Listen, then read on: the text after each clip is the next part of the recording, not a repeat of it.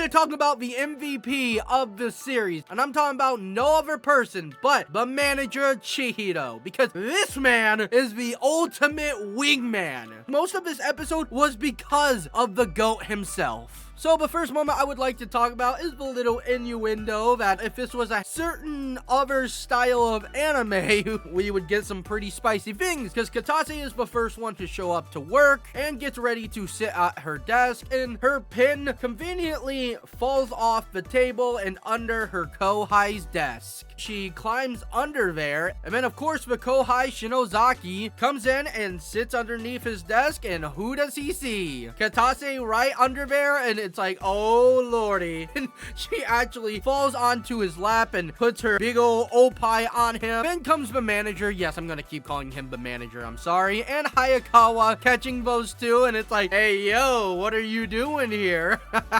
So that's part of the reason why the manager starts to actually initiate being the wingman, but especially this next scene with him, because then he sees Katase, how I would put it, rewarding the Kohai by patting his head and across from where you see the manager, and he's like, oh, I see. Well, normally co-workers wouldn't be this close. And then he's like, you know what? I know what must be done. And this starts his operation of being one of the greatest wingman ever. So right after he saw that later in the day, he goes to Shinozaki and tells him, hey, I'm supposed to actually go scout a place for a dinner work party, but I actually have some things to do, when he actually doesn't. So would you mind, Shinozaki, go and check out this place for me? And it just so happens Katase comes right around and hears about this, and she wants to go as well. So then we see in the next scene that they're showing up to the dinner place, and well, who is hiding behind the bush? Yes, the good old manager, setting this all up, and we love to see it. But then he starts thinking about these moments that those two could have together and getting closer to one another, and he said that he almost got lost into his own fantasy and fried his brain.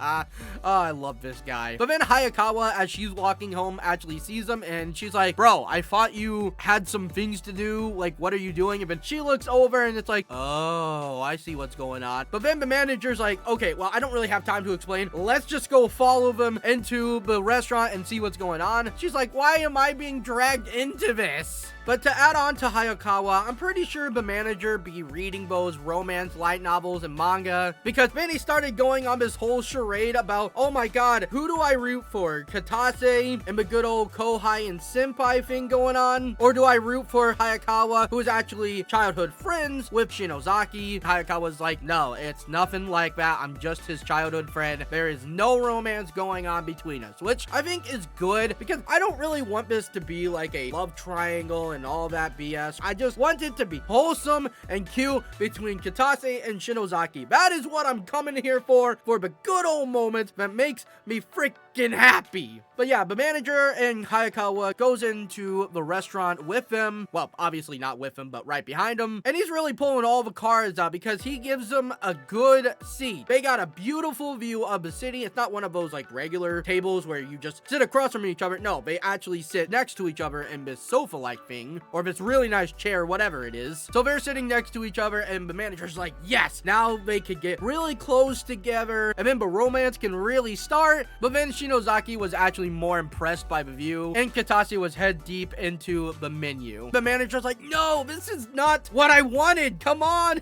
This is not what you're supposed to be paying attention to. But don't worry, we get those good wholesome moments, and oof, yes, this one is good. As Shinozaki is looking out the window, he's like, hey, we can see our work from here. We can see our building. And Katase is looking around, trying to find it, and she can't. So then she gets up from her chair, goes right behind Shinozaki, and then she's like, oh, I can't see yet. I need to prop myself up a little bit. And then so her opie starts hitting Shinozaki, and then he gets flustered, and we can only wish. We can only wish. And then the manager was like, yes, this is what I wanted. And well, to be fair, this is what we all wanted. The manager started turning into sugar and like literally disappearing and fading away. And then starts the best moment of the episode. Shinozaki brings an umbrella to work, even though it's a bright, beautiful day. And Hayakawa questions him. It's like, why did you bring an umbrella? And he's like, it was my lucky item that I saw on the TV. And boy, was it. So then it skips to night, and they were about to leave, and Katase was just standing there, kind of mesmerized or hazed, I want to say, something along those lines, because of the rain, I'm assuming. everything. So then Shinozaki, being the guy that he is, being the Chad, and then he says, hey, I have an umbrella that we could share together. So they start walking home, having a little bit of a talk. When they get to this certain stop, Katase was like, hey, I actually have a store that I want to go into, so we'll just cut it off here for today. And Shinozaki's like, take my umbrella so you don't get wet. And then this moment, man, oh, yes, sir. Katase actually goes into her bag and reveals that she had an umbrella the entire time. And then she says, you know, it was a good time walking home with you. I really enjoyed it. And I'm like, yes, yes, thank you, thank you.